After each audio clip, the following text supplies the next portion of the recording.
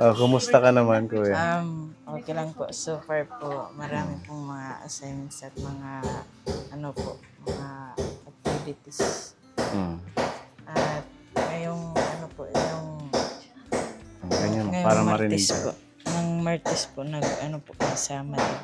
Summative test. Opo, kakatapos na. May resulta na. Yung iba po, Okay yung, naman. Pasado. yung Pilipino po, nag-pair po. Tapos yung ano po, yung delay po namin, 24. Isa lang po yung mali. Para po sa intramurals po namin bukas na po yung tryout lang po ng Try out. basketball. Anong Yeah, sinasalihan mo, kuya? Basketball. Basketball.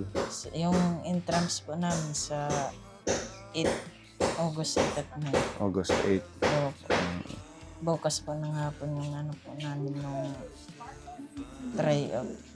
4 to 5 yata. Kasi marami po. Basta i-balance mo lang, no? Pag-aaral at saka pagsali sa mga sports. Matangkad si kuya. Ano to sa basketball. Diba sa inyo, sa barangay nyo, nasali ka din ng mga liga-liga. Minsan po kapag meron. Ngayong ano po, nung pista po sa amin, hindi pa nagpalaro yung iski namin. Kasi, ayan. Kapones si Kuya Lawrence, yung pamilya niya talaga namang napakabait din sa atin. At natulungan din natin sila magkaroon ng bahay, nagawan yung bahay. Tapos yung mga titas natin, previous years, maraming tulong sa kanila. Mga package. At ngayon, si Tita Jasper March, patuloy siyang sinusuportahan sa kanyang pag-aaral. So ito yung allowance mo ngayong August, kuya. 2,500 ito. Ilaan mo sa mga kailangan sa school, ha? Huwag muna yung mga milk tea. Hindi pa ako Wala pa milk tea. Si mama po yung nagbabudget. Siya yung nagbabudget. Opo, binibigay ko. Kumbaga, kailangan lang i-save talaga dahil mahirap ang buhay. Para hindi mahirapan kasi meron kayong mga kapatid, diba? Nag-aaral din. 2 na lang Si Ate Libian, nasa Manila. umalis na yung kapatid mo. Hindi na nag-aral. Hindi na po. Sayang. Di ba yung grade? Mga grade 12 na sana kung pumasok Dapat na. tinapos niya muna yung grade 12. Oh, Ikaw wag mong sasayangin, ha? oh, Ituloy mo yung pag-aaral mo. Tapusin mo kay sayang. Mas maganda yung magtatapos muna bago magtrabaho. Tama ba? Kasi pag once na umpisahan mo nang magtrabaho na hindi ka pa nakatapos, pag once kumita ka na, mawawalan ka na ng ganang mag-aral. Tingnan mo ako. Hindi ko rin tinapos ng college. Nagtrabaho din ako kaya wala man nasuporta sa akin. Tinuloy ko na hanggang sa hindi na ako nakatapos. Wala man akong nanay, wala akong tatay. No choice din ako para magtrabaho na lang para mabuhay. Pero ikaw, meron ka pang mga kapamilya na nasuporta, ituloy nyo. Saka na lang yung trabaho pag natapos na. Mas maganda pa yung kita. Mas maginhawa ang trabaho mo pag nakatapos ka. Di ba? oh. Ayan. Sige. Magpasalamat ka kay Tita Jasper. Maraming salamat po, Tita Jasper March. Happy Blessed Sunday man kung nanonood ka ngayon at be safe po and God bless you. Ano, Ayan. Sino pa ang hindi nabibigyan? Ate Jo. Ate Joanne is in the house. Ayan. Palakpakan natin si Ate Joanne. Ilang taon ka na, Ate Joanne? 23 na po. 23 na siya, tapos grade 6. Opo, grade Kaya ho ganun dahil medyo nag-struggle si Ate Joanne sa kanyang pag-aaral. So, nung nakita natin siya way back 20. 2020, kasi hindi ho siya marunong magbasa, magsulat, gumawa tayo ng paraan na i-tutor siya. At saka nakipag-coordinate tayo kay Sir Jonathan ng TESDA, ay ng ALS pala, para maturuan ho siya. So naging partner tayo ng ALS nung time na yun, 2020, para mag-build po ng mobile tutorial doon sa Kalikuan. So natulungan siya, nasuportahan, kaya ngayon ang dami ng improvement sa kanya. Marunong na siya magbasa, magsulat. At lahat nagagawa niya po. Kaya happy tayo. Siya po yung pinaka-pioneer nating scholar. So, 6 years na natin siyang tinutulungan. So, okay naman ang pag-aaral mo. Okay naman po. Anong ginagawa niyo ngayon? Tatapos lang po mag-ano sa summative kasi ano lang, hanggang 3 ano na lang. So, summative. Pero yung final na namin na exam ngayon, August 28. Sa August 28 na, yung first grading niyo. Opo. Good luck, Ate Joanne. We are so happy and proud for you dahil sa iyong pagsisikap na mag-improve sa buhay at matuto. Siyempre, kahit paano, pangarap mo din naman yan Opo. na maging matagumpay. Kahit harap kayo sa buhay ng nanay mo ni Nanay Alice. Nagawa din natin sila ng pabahay kapon. Kahit pa paano, naging comfortable din hanggang ngayon. Patuloy ang suporta ng ating mga members ng channel, lalo na po kay Tita Jonah Umbria, Tita Joyce, sa lahat ng mga members na tumutulong sa ating mga scholar. Maraming salamat sa inyo. So ito yung allowance mo, Ate Joanne, ngayong August 2000. Galing sa members ng ating channel. Maraming salamat po sa mga members ng Kapone Channel. Maraming salamat po. Si God lang po yung bahala na magbalik po sa inyo na maraming blessing dumating sa inyo po. Maraming salamat po. And more blessing pa po. Yun lang. Ayan, palakpakan natin si Ate Joanne. Next, si Kuya Iman. Kuya Iman, dito ka. Si Kuya Lawrence ang hawak ng camera. Ayan, si Kuya Iman, nakakailang buwan ka ng scholar ng Puan ni Alde? 3? Hawakan mo to. Kumusta naman ang pag-aaral, Kuya? Okay lang naman po. Natapos din po namin yung mga summative test namin. Tapos maganda naman po yung mga result. Okay yung resulta. Opo. Wow. Tapos nung sa school naman po, okay. Tapos nag-install na din po kami ng mga kuryente. So, paano yung allowance? Paano pinagkakasya? Binibigay ko po kay Ate Mahay yung pinsan ko po. Siya na yung nagbabudget. Opo. Kukuha na lang po ako ng panggasto. Akala ko kay Chatlin mo binibigay. Hindi po. Hindi. May trabaho naman po siya. May trabaho na si Chatlin. Na kay doktora po. Tapos nagbibigay naman po siya ng pera sa akin pag meron. Buti naman nagtrabaho na. Kala ko pupuntang Tacloban. Hindi po. Pero ganun nga po. Nagbibisyo pa rin. Hanggang ngayon. Opo. Anong bisyo ang ginagawa? Sigarilyo. Hindi na talagang tigil si Chatlin. Paano yung baby? Nandyan na. Opo. Nandyan na po. Binalik na ng asawa niya. Tapos yung asawa niya, Bumalik ulit. nagkabalikan. Bumalik pong nagtatrabaho po kasi yun. Sabi niya naghiwalay. Opo. Naghiwalay. Tapos nung nag-birthday yung bata, bumalik. Ganun pala ang Tapos umalis na nangyayari. naman. Kumbaga ano lang pala yung paghihiwalay. Oo. Call off lang. Yung magtawag doon. Hindi pala totally nahiwalay.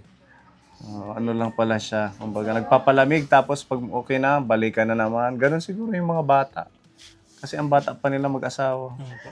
Kumbaga hindi pa sila matured para sa pagpapamilya. Kaya lang ang problema yung bata. Opo. May baby nga po. Tapos minsan siguro hindi nabibigay yung mga basic needs. Pagkain, gatas. Wala na siyang plano mag-aral. Kahit naman po mag-aral yun, di rin po Hindi na magiging maayos. Talagang gano'n na siguro. Opo. Basta ikaw mag-aral ka lang habang may natulong. Ito yung support mo, allowance mo ngayong August. 2,000 galing sa mga members, kay Jonah Umbria at sa ating Tita Joyce. Thank you po sa lahat ng members po ng channel at pag-support po sa mga scholars. Maraming salamat po. God bless. Ayan. Thank you, Kuya. Palakpakan natin ang ating mga kaponi. Ayan, ang ating 10 scholars, kaponi, sa wakas. Natapos din tayo sa update sa kanila. I'm so happy dahil patuloy yung pinapahalagahan ng inyong pag-aaral, yung tulong sa inyo ng ating mga titas. Yan, kakain na tayo. Meron tayong papiging. Papiging talaga yun, no? From Tita Alice. Sige, tanggalin nyo na to para bless natin yung food. Meron tayong adobo, kaponi. Sila ang nagluto niyan. Sabi ko punta kayo, kay busy ako para magluto. Kaya next time ulit pag meron tayong food, kayo ulit ang magluluto. Okay lang. Agahan nyo lang pumunta. Sige.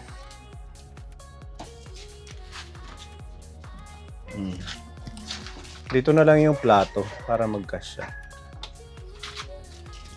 Tita Alice, maraming salamat po, Tita Mayang. Wow, ang ating lunch today. Kain po tayo.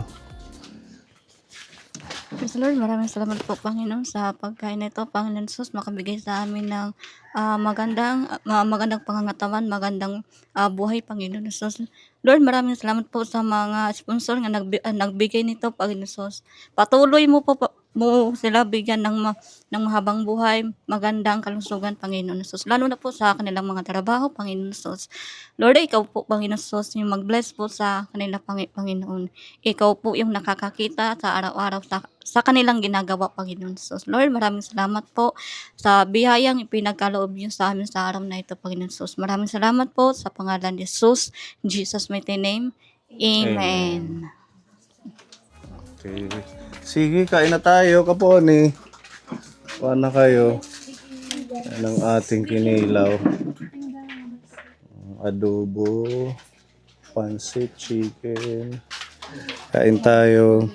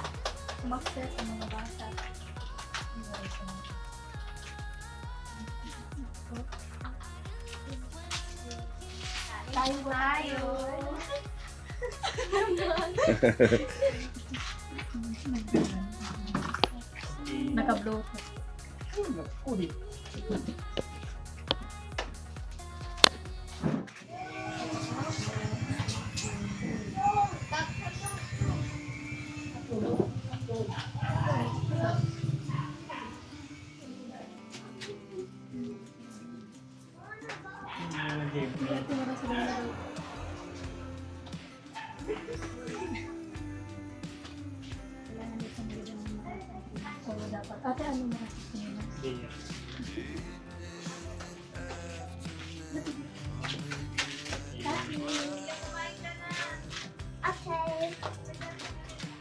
Where's my food? Ito ba?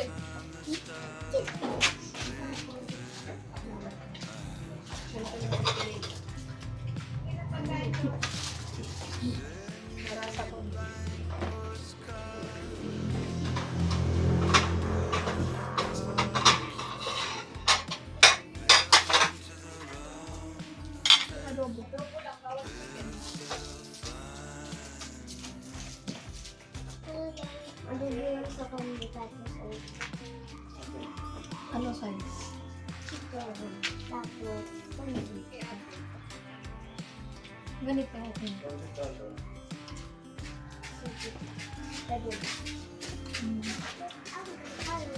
Ikaw din? Karen, dito ka. Sit down dyan kay Ate Joanne. Bakit tayo kapori? Sit down dyan. Matapon ha.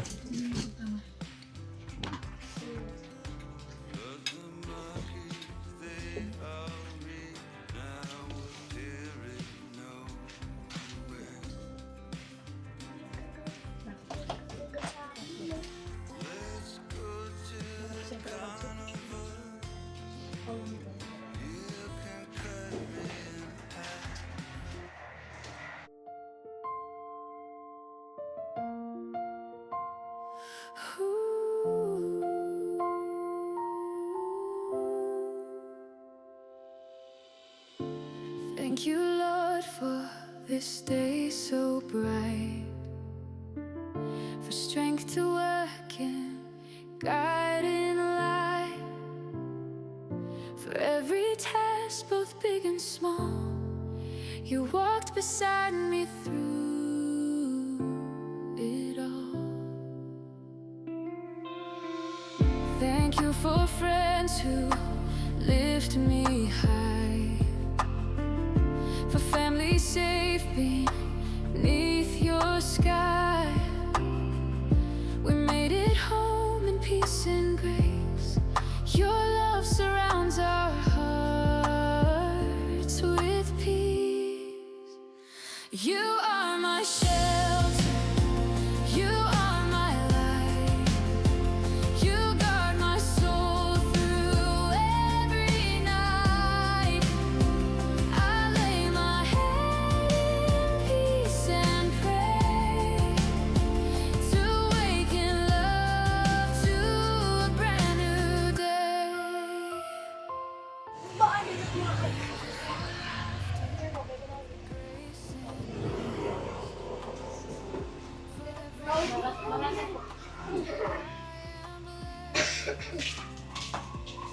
Anong kailangan din? Ano lang? Mura sa tiyo adobo matamis.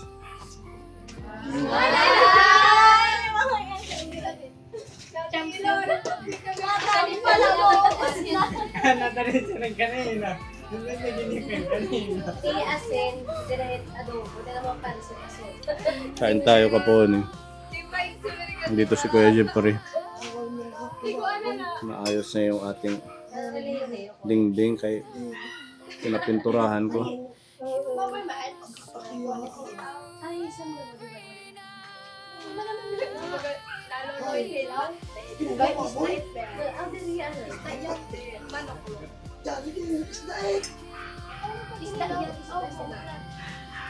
Kailan kong baboy. Sabi.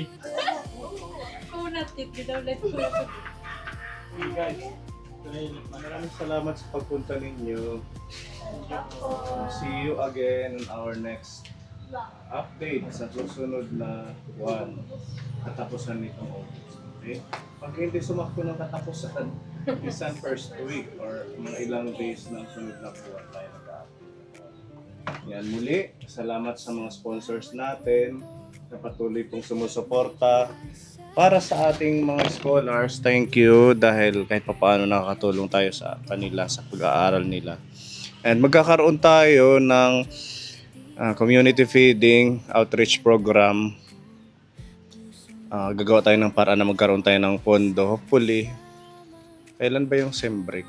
Yung wala kayong pasok. Ano na lang kami, sir po. Kasi hindi naman holiday yung pasok na. Ano lang naman yun, siguro sabihin natin 3 hours yung ating outreach program. Magpili tayo ng barangay na pupuntahan, magpapakain tayo. Mag-ano lang ako ng pondo kung saan tayo makakahugot para magkaroon tayo ng activity, tayo mga scholar ngayong taon.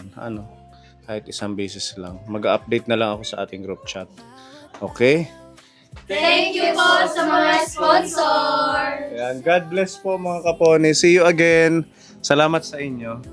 Bye-bye.